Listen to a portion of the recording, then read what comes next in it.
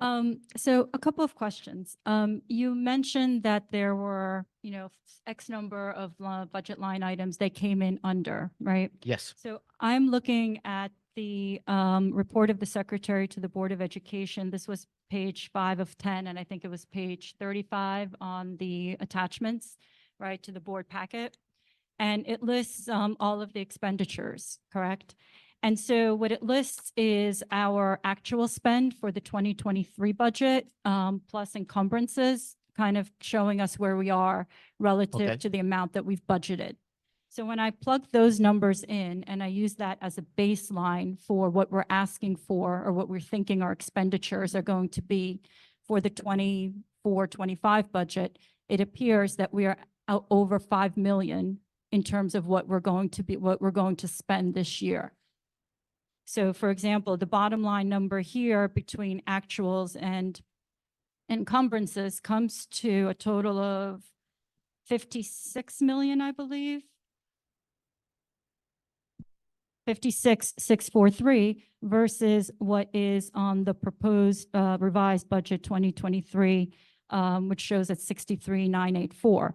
So what we're asking for in the proposed budget is a total of 61,658, which appears to be lower than our proposed 23-24 budget. But when you look at what we're actually spending year to date plus our encumbrances, our actual 23-24 budget looks to be on track for $56.6 million number. So compare that to the 61,658 that we're asking for the 24 budget.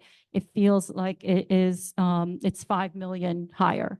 So I feel like that it seems like that there might be some additional cushion or maybe surplus that we will realize at the end of this year. And so when comparing to the proposed budget, it doesn't look like it's that different. In fact, it looks like we're asking for less, but I still think that, looking at our actuals, it feels like our 24-25 budget is a bit high. I really can't answer that question because I don't know actually what you're looking at, and I'm talking budget figures and you're talking 23. I'm not looking at that document. I'm looking at the document that I gave the full board on Tuesday, which was the Excel document, and that's the one that I'm referring to. And you're looking at the board secretary's report for 22-23. No, for 23-24. So this is the board secretary's report that's in our current attachments. Okay, well, I would need to look at that one-on-one with you in order to answer that question because I think we're talking apples to oranges at the moment. Well- I think if you simplify what she's asking, are we going to have $5 million at the end of the year this year? Is the short answer that yes or no? Versus what we budgeted. Yeah. Mhm. That's what she's asking. And if that's the case, then our 61 million looks. I don't think we plan on having, right, 5 million, but I think you have to remember that we have $1.7 million in a capital project that is not going to get done this year and will go back into capital reserves. Right, but these are just expenditures for year to date. Right. So when you're looking at this, we're not going to have this extra 5 million. Like there's no extra 5 million waiting. So maybe in order to kind of just break down the questions there, can you talk through in the budget that we have on the agenda, the 61.658 million? Is there any capital project assumption that we are making in this number? No, 'Cause there's no capital projects. I believe that I've made that comment in my email questions or emails that several people had asked and made that clear, I think, on numerous occasions. There are no capital projects in for next year. So in the 61.6 million number, we do not have any projects. No. If we do have to think about or plan for a project that will come from the capital reserve. If we decide to do anything for next year, and one of the things that we needed to do is select an architect, which we don't have one yet, then what I can do is, as I stated to the finance committee, what we needed to do is I would have to petition the county office, ask to take money out of cap reserve. Then I would need to do is put a resolution on our board agenda, have the money taken out of cap reserve, designated for a specific project, and put it into cap reserve fund 12 in order to do that. Understood. So if I, I think the question or what Natasha was probably trying to get to was when we look at how much money have we spent year to date based on the budget that we had last year, and we look at what is the encumbrance plan for between now and end of the year, it appears that we have, and taking the capital projects aside for a minute, I think it's a $2.6 million number. That seems to be things that were planned in the budget last year, but when we look at the actuals, it looks like we would have 2.6 million remaining as we get through the end of the year. And I think the question that she had was, would you take that 2.6 million and put that in the revenue side in the budget for 2024, 2025, or what happens to that money? I've been immersed in this budget right now, so looking at or having no numbers in front of me, I really can't answer that at the moment. I need to take a look at that, sit down and give you an answer. I'm not prepared. I don't have anything in front of me, and I've been looking at budget 24, 25 numbers for the last week. So Natasha, I really couldn't tell you that number. Natasha, can you, because I have some follow-up questions on that, can you share that printout? I didn't have a printout. I have. And Ms. Collins as well. The committee and the board itself may want to hold on to that bank cap for next year in light of what Mr. Juskiewicz just said, that the state, we may get cut more with state aid. So it gives us a little wiggle room. If we can make it work this year and tighten up our belts without having any layoffs and actually adding some staff that's needed, and we can get through the year and we'll see what the state numbers are for next year, it might be advantageous to do that. It was more that with the budget being so tight, what was the flexibility? That was the main question. So good to know. Thank you. Dr. Forager. Yes, I've looked at this budget. I really don't think there's anything tight about this budget at all. Last year, or the current budget, let's see, you're proposing to use 2.2 million of surplus. And that's after a transfer of 2 million last June into the capital reserve and the maintenance account. It was 1.5 and 0.5 respectively. So that budget generated, it was on a track to generate 2 million. That got not mysteriously, we transferred that into capital reserve and maintenance. So there's 2 million there. Now you're also telling me that there's 78% of the lines that are unchanged. So I'm going to assume that this budget is really pretty much like last year. So it's probably going to generate in total, I would estimate about 4.2 million.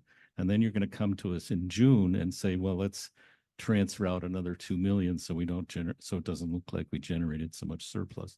But that's what's going on here. There's about 4 million or 4.3 million. Natasha hit it on the head when she looked at the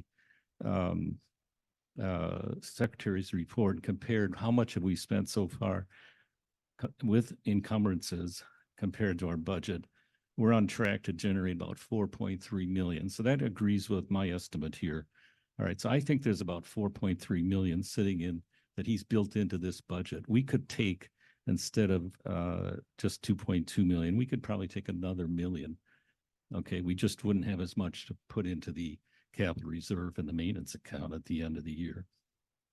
So there's nothing tight about this budget. Mrs. Akiri. So when I shared that picture, that was exactly the page 35 from the board secretary's report. And I had 4 or 5 line items, and I know you don't have a computer, but I can send you my questions. Looks like we are, even if we take out the capital reserve projects that I think the previous BA had withdrawn, 1.7 million, and I know they're delayed. And if we put them back in there, we are about 2.3 million sitting in income, unrealized. So my first point is, based on your most recent board secretary's report, 4.3 million is in unspent funds from this year's budget, after accounting for encumbrances, which could be these contracts, anything additional that we have to pay for. A part of the 4.3 million is 829,000 from undistributed student transportation. Yet we are proposing to increase student transportation by 81,000. That seems unnecessary to me. There are certainly other lines that have much more spending on them. I would really request and suggest that the business administrator and the finance committee take a close look with a sharper pencil and come back with a revised budget final adoption that is close to less than 0.5% increase in the tax levy. So I think we're proposing about 916,000 in increase. I think we can bring it down to 0.5%.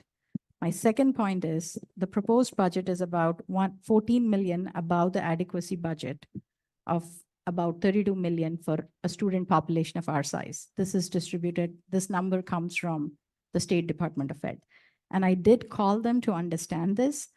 And I think last year we were over 9 million from the adequacy budget number for 2,500 students, 2,450 students. This year, we're going over by 5 million from the adequacy. And I really like that you asked us, do you know how much is a tax levy on New Providence? If you look at New Providence historically, they are much more closer to the adequacy budget than us, and they're a very similar size district. So I would really hope that I would request that the finance committee and the business administrator look at ways and look at what money we have left. And as Dr. Forager suggested, instead of looking at moving that money, those 2 million into the capital reserve, bumping up our capital reserve amounts, which I think till date, until you made the move, we're not getting much interest. And as you stated in this presentation, we don't have any proposed capital projects for next year. So what's the point of moving 2 million, 3 million, 2.5 million into capital reserves and increasing our tax levy? If we don't have any proposed capital projects for 2024, 2025, we might as well use this money to reduce the tax levy. The other thing is, it seems to me that spending 43% above adequacy needs some strong justification as to how that is efficient. So I would really request the finance committee chair and the business administrator to look at where we have unrealized money that we have allocated as per the secretary's report and come back to us. And one final question I want to ask is, can we between now, and I know because of the situations here, we were not able to get a head start. But we have a board policy, which is 6220 on budget preparation. One of the key items listed here is the budget will be presented to the Board of Education to allow adequate time for review and adoption. I received something like a high-level information, which was not in the same format that we are used to in our district on Tuesday. We got the detailed line item budget on Thursday. And even after spending close to 14 hours over the weekend, I couldn't tie it up. So I would request we get supporting information for some key line items like salaries and transportation and stuff like that, and go back to the drawing board and see these unrealized funds. And I think we should do a better job with our taxpayer dollars, and instead of just moving them to capital reserve accounts at the end of June, look at reducing the tax levy. And is that possible? Can you amend every line item in this budget by in the next 7 weeks? If you do find the money, can you amend it? Yeah, that's a question. Is every line item up for, can we amend those line items? You want to cut? Be my guest. No. My question is, Be my guest. You want to cut $1 million? Go ahead. no, we're not asking you to cut it. With the money It is there. sounds like to me, you want to cut it. Be So my can you guest. amend the line Be items? my guest. That's all I Yeah, have to say. yeah. So if we show you, Cut $1 million? Cut $1 million. no, this is coming from your own report. This is coming from the board secretary's report that we have 4.3 million unrealized in the unrealized account. So can we move that money and reduce some of our? You keep referencing all the stuff with cap reserve and everything. That's all from last year. All that stuff. I didn't budget it. I didn't do it. This is not even my budget. So we keep referencing all the stuff that let's- I didn't do. So when we keep talking about this, we're not even here at the year end. So I don't know. I don't have that crystal ball just yet. And these So questions excluding- wait till we, No, one final question, Mrs. Okay. Bradford. So exclude the capital reserves. It's still 2.3 million in unrealized line items. So can the finance committee look at it more closely? Like I said, let's look at all of these questions. We clearly have work to do between now and May 7th when we have to finally adopt it. okay, thank you. Are there any questions from the public on the budget?